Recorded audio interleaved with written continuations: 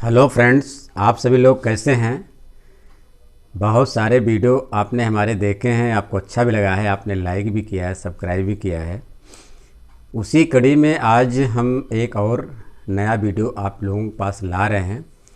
उसी उत्साहित हो करके कि आप लोगों ने बहुत ज़्यादा हमें प्यार दिया है, सम्मान दिया है, और हम चाहते हैं कि यही सम्मान और प्यार आगे भी कायम रहे और आप हमारे वीडियो को लाइक और सब्सक्राइब और देखते रहें और आनंद लेते रहें तथा अपनी समस्याओं का समाधान भी उसमें निकालते रहें। मानव जीवन में बहुत बड़ी समस्याएं हैं। मानव जीवन है तो दुख है, दुख है तो दुख का कारण है, दुख का कारण है तो दुख उसका निवारण है, निवारण है तो उससे मुक्ति है।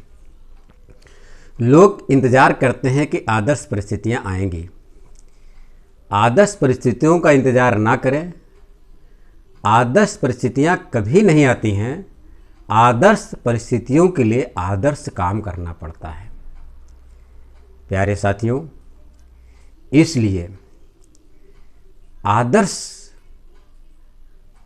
कोई चीज़ आदर्श नहीं होती है। आदर्श करने के लिए जो भी हम अपना नियम का पालन करते हैं, अपना कार्य करते हैं, अपना व्यवहार करते हैं, अच्छा बर्ताव करते हैं, जब ये स्वयं को अच्छा लगने लगता है और जब ये दूसरों को भी अच्छा लगने लगता है और उसका परिणाम सकारात्मक आने लगता है, खुशनुमा माहौल बनता है, तो वो चीज़ आदर्श परिस्थितियों में आने लगती हैं। कभी भी आदर्श परिस्थितियाँ नहीं आती हैं। आदर्श परिस्थितियों के लिए आदर्श काम करना पड़ता है। आदर्श परिस्थितियाँ कैसे आ सकती हैं? अपने समय को पहचाने, अपने समय की कीमत को जाने, अपने महत्व को जाने, हमारी क्या इम्पोर्टेंस है, हमारी क्या वैल्यूज है, हमारा क्या मूल्य है, हमारी नॉलेज क्या है और हमारी नॉलेज का उपयोग क्या है। हम अपने इस जानकारी को एक दूसरे को कैसे सम्मिलित कर सकते हैं, कैसे एक दूसरे की मदद कर सकते हैं, कैसे एक दूसरे से काम ले सकते हैं, कैसे एक दूसरे के लिए काम आ सकते हैं। जब ये सारी चीज़ें हम करने लगते हैं तो यही सारी चीज़ें धीरे धीरे आदर्श परिस्थितियों की ओर जाने लगती हैं। लेकिन देखा यह गया है कि सारे लोग कहते हैं कि इस अभी परिस्थितियां मेरे अनुकूल नहीं हैं। बिल्कुल सही है, परिस्थितियां अनुकूल कभी नहीं होती हैं। परिस्थितियों को अनुकूल करने के लिए अनुकूल काम करना पड़ता है। तो जो हमारे ऊपर निर्भर करता है, और ये सब निर्भर करता है हमारे व्यवहार कुशलता के ऊपर, हमारे प्रेम के ऊपर। मानव जीवन की सबसे बड़ी शक्ति वो शक्ति है प्रेम।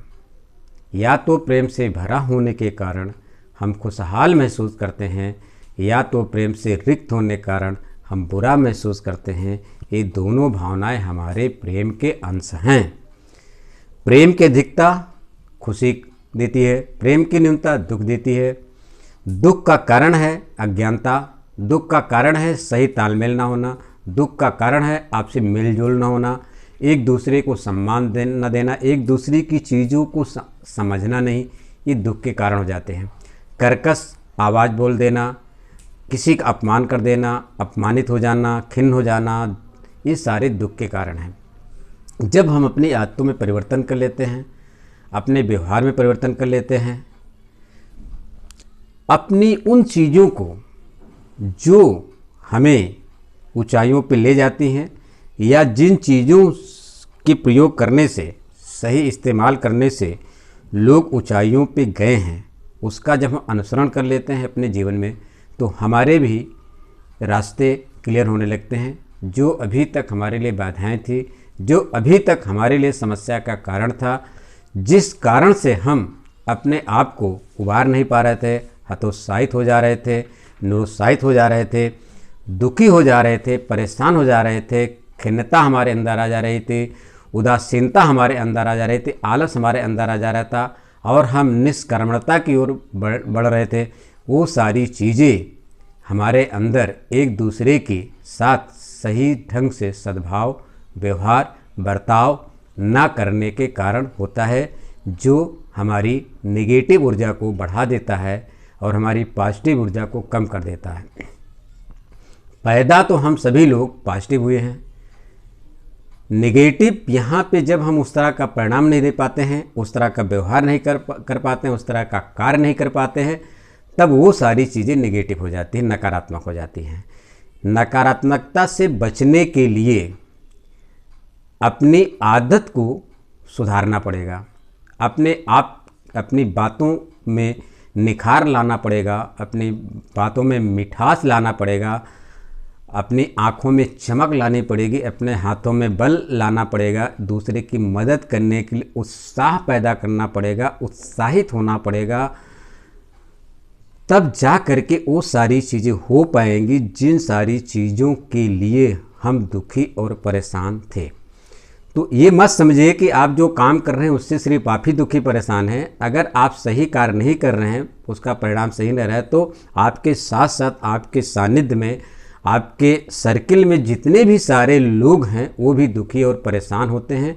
हर आदमी आपको इस भूमंडल पर अच्छा देखना चाहता है, ऊंचाई पे देखना चाहता है, आपके अंदर एक चमक देखना चाहता है, आपके अंदर एक विकास की झलक देखना चाहता है, आपके अंदर एक विज्ञान देखना चाहता है, आपके अंदर वो देखना चाहता है जो आप कर सकते हैं, जो आप कर नहीं रहे हैं।